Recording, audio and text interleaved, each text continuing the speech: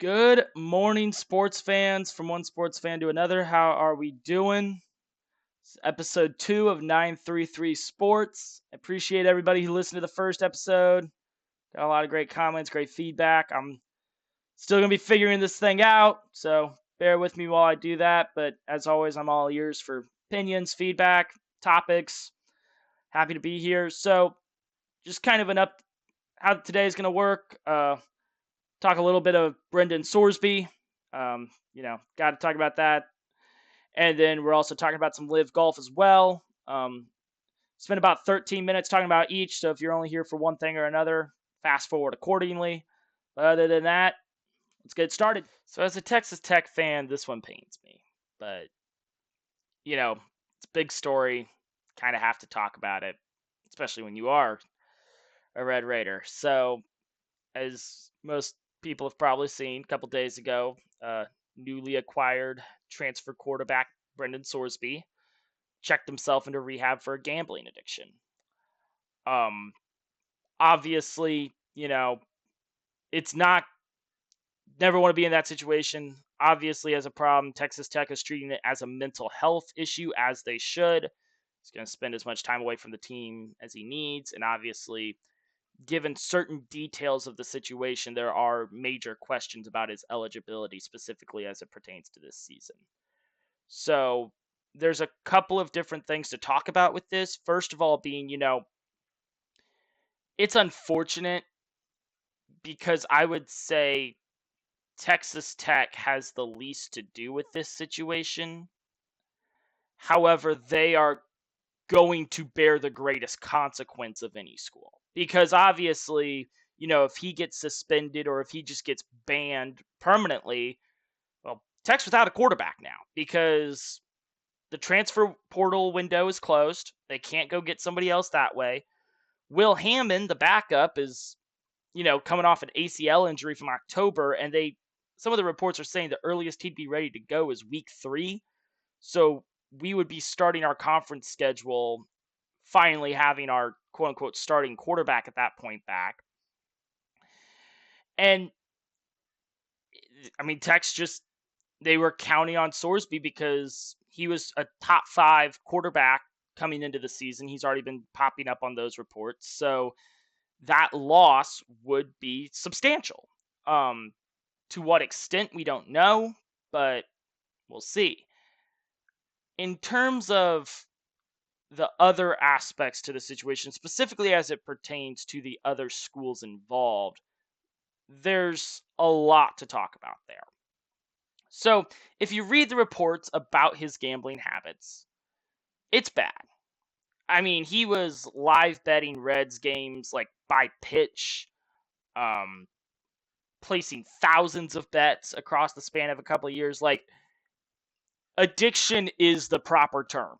And even then, that might be underselling it if you actually read just how much he was gambling on some of these games. So, and, everybody has their vices, no judgment whatsoever, but it's an addiction and he needs to get help for it. That's definitely true. That being said, obviously from the NCAA's perspective, the bets they're really concerned about are when he was a red shirt at Indiana. He was betting on Indiana games. Now, he wasn't playing in the games, first of all, so he didn't really have any impact on the outcome.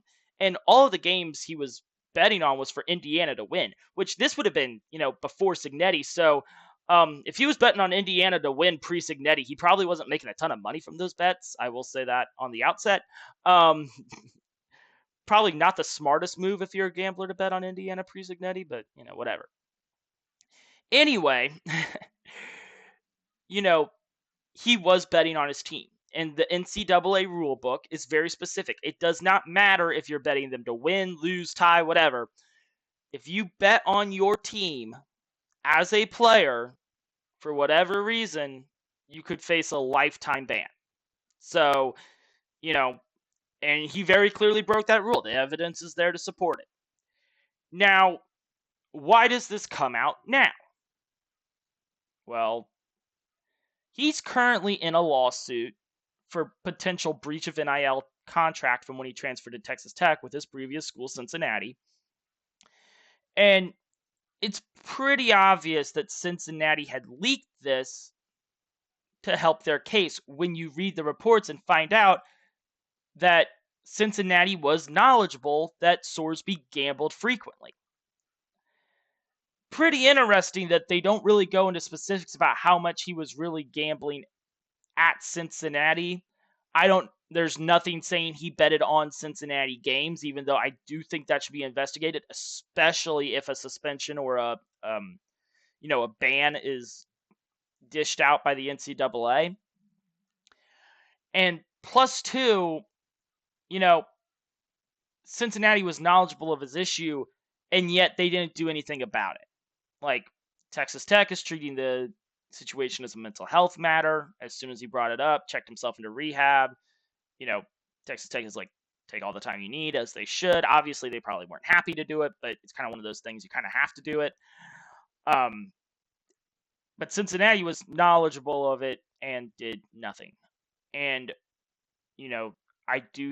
so it's negligence. And I think, personally, Cincinnati should be investigated for that. You should be investigated for negligence. And when you talk about it from an NIL perspective, like, he's making this NIL money, especially in Cincinnati. A lot of it's being gambled. Cincinnati knows that. And yet they're fueling it. They're giving him the fuel to have this addiction in the first place. And this speaks to the wider conversation about NIL and how, we're giving, high schoolers even, like, millions of dollars to go to X school. And, I'm a Texas Tech guy, and we're just as guilty of it as anybody else. I'm not going to say we're not abstaining from that. But we're giving these 18, 19-year-olds millions of dollars and bringing them onto campus where, you have girls throwing yourself at them. There's all these vices galore. I mean, I've been to college. I get it. It's there. And we're just expecting them to just do the right thing all the time. I mean, we're all human, so why would we expect that? So I think Cincinnati needs to be investigated for how much did they know, how much did they fuel or not try to stop, so negligence, his problem. And I will say this, USC got a bowl game suspension for the Reggie Bush situation, which obviously wouldn't have happened in the NIL era. That's all perfectly legal now, what happened with them. I think Cincinnati might be facing a bowl ban. Or at least, if I was the one running the show for the NCAA, I would look into what was going on at Cincinnati, and bowl ban is where I would go. And the reason I say that is because, the bets in question was when he was a redshirt at IU. Those are the ones that the NCAA is concerned about. The problem is, it's really hard to dish out any punishment to Indiana. Because this was a couple of years ago, pre-Kurt Signetti, all that old guard, they've all gone away. And so,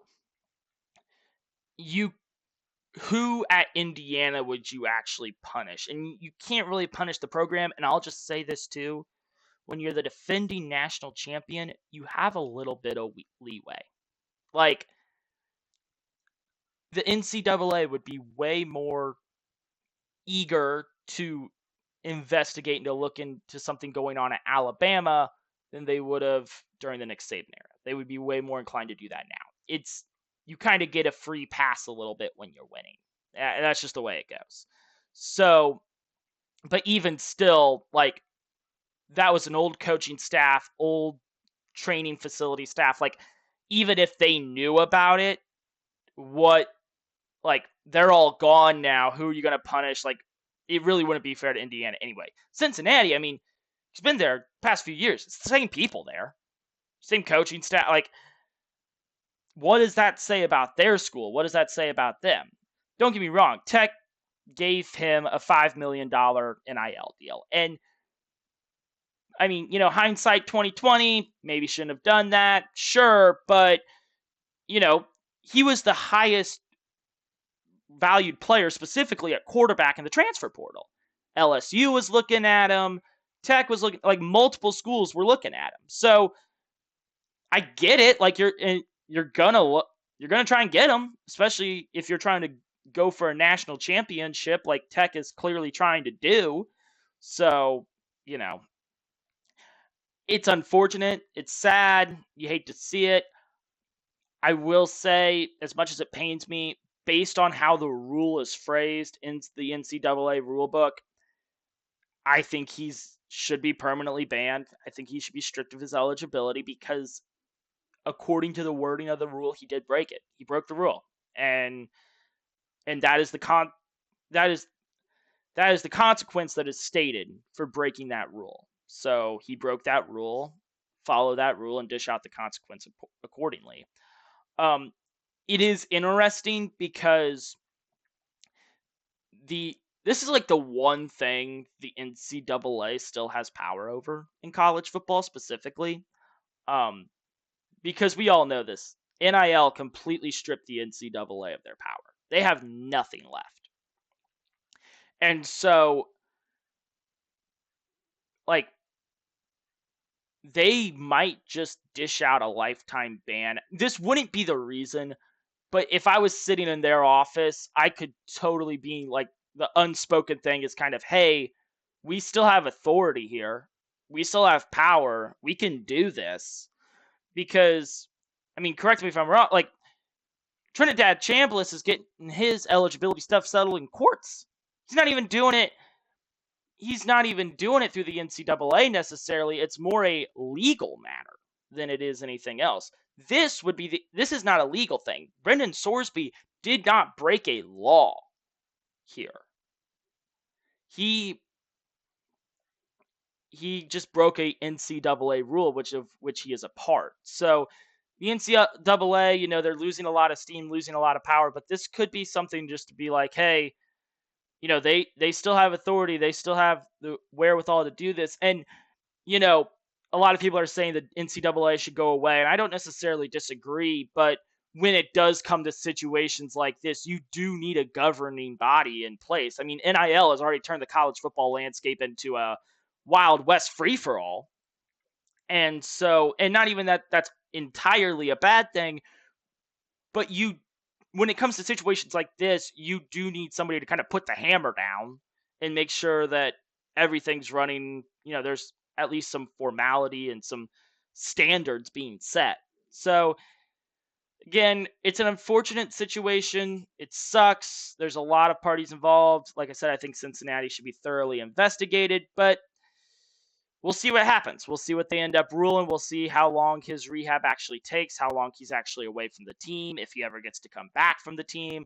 I mean, I will say this, they're like, well, Texas Tech, even if the NCAA doesn't do anything, Texas Tech should do something to suspend him for conduct. Like, first of all, it was before he was even on the team. So, and plus two, they need a quarterback. So they're not going to do that. They're just straight up not. Why would they shoot themselves in the foot like that? Especially, if this is the NFL and you suspend a guy for a game or two for conduct detrimental to the team or something like that, maybe. But in college football, where especially in the Big 12, where one loss could potentially tank your season, you just can't make that sacrifice. You can't take that chance. So, we'll see where the ruling comes down. Texas Tech, obviously, still, very much alive in the college football playoff race going into the year. Probably this would obviously be a hit to their aspirations, but they're still going to have a lot of recruits, a lot of transfers coming in that they really like. So at most, this would be. I mean, Sorsby was going to be in the draft next year anyway. So bright side for Tech fans, even if Sorsby is stripped of his eligibility, this is a 1-year setback for the program. So, plus side there. I'll end it on a happy note. And then another big story that came out recently is that the Saudis are pulling their funding for LIV Golf. And LIV Golf is a sinking ship. We knew this for a while. wasn't getting the television ratings, wasn't getting the fans in attendance. I've heard from people that have gone to their events, they're pretty fun, but they just weren't gaining any traction. And it was pretty obvious for a while this thing was going to be shut down, but now it seems like the end is very, very near. I saw a post the other day saying that they canceled an event, and I believe Louisiana, and now there's not going to be any live golf events between June 8th and July 22nd, which is interesting that they would say that because June 8th is a Monday, and golf event's going to be over the weekend, so you can strip a couple days there. July 22nd is like a Wednesday, so it's like right before their next event. You can strip a couple days there, and that leaves you with 6 weekends where there's no live golf. In all fairness, 2 of those weekends are the U.S. Open and the Open, so majors. I mean, all their, you know, Bryson and John Rahm, they're obviously going to be playing in those. All their top guys are going to be playing in those, so they wouldn't have any events anyway. They never do. But in the months of June and July, when the PGA is having the Travelers Championship and some of these other big events for them, Live has nothing. And that's bad. And, it's a sign that it's just not worth it anymore. And I think for a lot of people, it's like, wow, who could have seen this coming? Because nobody wants to watch an event in Singapore or Hong Kong, like especially when they're streaming it live and over here in the States, that just really doesn't line up. Like, and especially when most of these golf guys, like Bryson's an American, even John Rahm, like he's a big name over here in the States and he's from Spain, so that's Europe. That's still a time change debacle. Like, it just didn't make sense. You have to have a standard set with it, especially with these time zones, especially when you're playing a sport that can only be played during X hours of the day and you want to broadcast it live. It just doesn't work. So it was a sinking ship for a while, and the big thing that's been talked about, and I agree with this 100%, the problem with LIV is that it just doesn't have the history. It just doesn't. I mean, the PGA has all these big events, these signature events that have been played for years. We've seen Scotty and Rory win these events. We've seen Tiger win these events. Phil won these events back in the day. Like, throughout the years, we've been able to see these generations of golfers play X event, Y event, Z, like the players, the Arnold Palmer, like all these big tour events have a history, have a story. I mean, the 17th hole at Sawgrass is one of them. I mean, I would say behind the 12th at Augusta, it's the most iconic par 3 in the world. Like, there's a history with these events. So, because of that, people care a little bit more. They watch more. And LIV just doesn't have that. You're playing these courses that nobody's ever heard of, and your talent pool is dwindling. Koepka just came back to the tour this year. Other guys are trying to do the same thing. And, you just don't have the money. You're just losing money. It's not worth the return. Now, for the guys that were a part of LIV, Bryson, Rahm, Reed, even Phil, they've got their generational wealth. The contracts they signed, they're going to get paid all of that because they signed the contract. Like, they're set for life, and their kids and their kids' kids are going to be fine. So I'm not exactly shedding a tear for them. And, you can be like, oh, well, now they're going to have to try and come back to the PGA and all this stuff. And first of all, like I said, they got their money. And that's the whole reason they left the tour, is because they wanted their money. I mean, you could say Bryson with his YouTube channel, he wanted to keep that going. No, look at the contracts he's been signing. At the end of the day, it was for the money.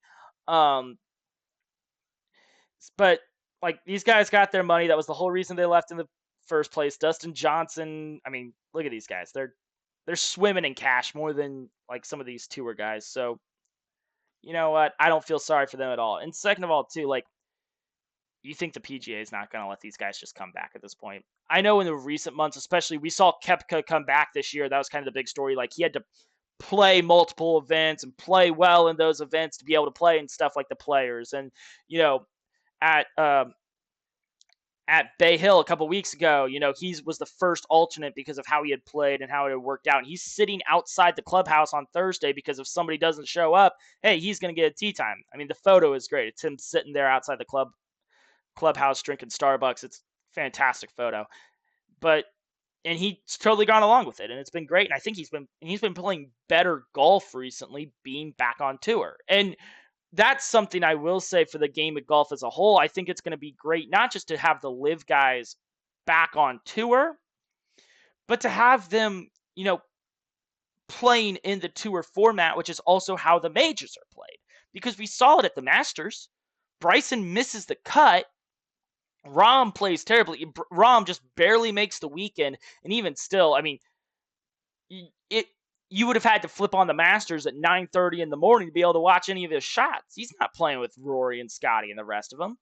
He's way back there. So, you know, having them play those individual par 72 4-day, there's a cut, like they will play better in majors at that point. I mean, something we have to talk about, like Bryson DeChambeau is one of the three biggest names in golf. You have Rory, you have Scotty, and you have Bryson. That's kind of golf's big three in terms of just star power. Bryson missed the cut at the Masters this year. We all watched it. He had a massive meltdown. And people forget he's only won 2 majors, both of which have been the U.S. Open. And this year at Shinnecock will be 2 years since he won at Pinehurst. Like, he's played decent other majors. Of course, he was in the final pairing at Augusta last year with Rory. Like, but he's also he missed the cut at the U.S. Open last year. Like, 2 of the last 3 majors, he's missed the cut. Like, we do need to talk about that. So, I do think, because of his YouTube channel, because of how he's grown the game, he's made an impact on it. He will always be remembered for that. But in terms of an all-time great golfer, like if you want to be talked about, like, I'm not even saying like Arnold Palmer or anything like that. I'm just talking about even in the start to sniff the Rory range. Like Rory's got only 6 majors. Like Phil's got 6. Like if you want to start to approach that, you got to win 2 or 3 more. And can he do that? I think, especially you talk about him, you talk about Rahm, these guys that are supposedly in their prime still, they need to win a couple more majors, and I think the best way to get practice is to play in these tour events, play against these other guys. You've seen that work for Koepka. Koepka played pretty decent at the Masters this year because he's been playing on tour. He's played himself into that type of form of tournament, and it's worked out better for him as a result. So, and then with LIV as well, they're like, this goes back to the Koepka thing of, he had to have this form of like playing back into these events, be able to play these major events. That's going to go away. I do think, the PGA has this new commissioner now. He's an NFL guy.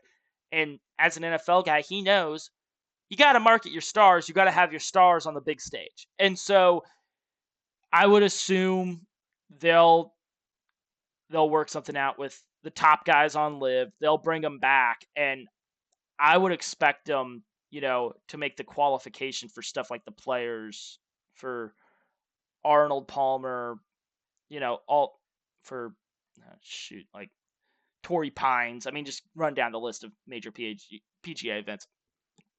Like you talk about all these events, like if you have these guys on tour, you're not gonna not have them play.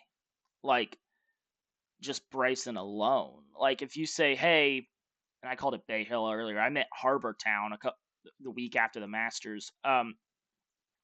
If you're having Harbor Town, it's the week after the Masters. Like Bryson alone is going to bring in a couple of extra viewers, and so do you really want him still playing back and at the potential of not playing in that tournament? That's bad for revenue. Like they're going to let them back on, and they're going to you're going to have guys like Rahm, Bryson, even Patrick Reed, like those guys, they're going to be playing pretty quickly. I would expect them to.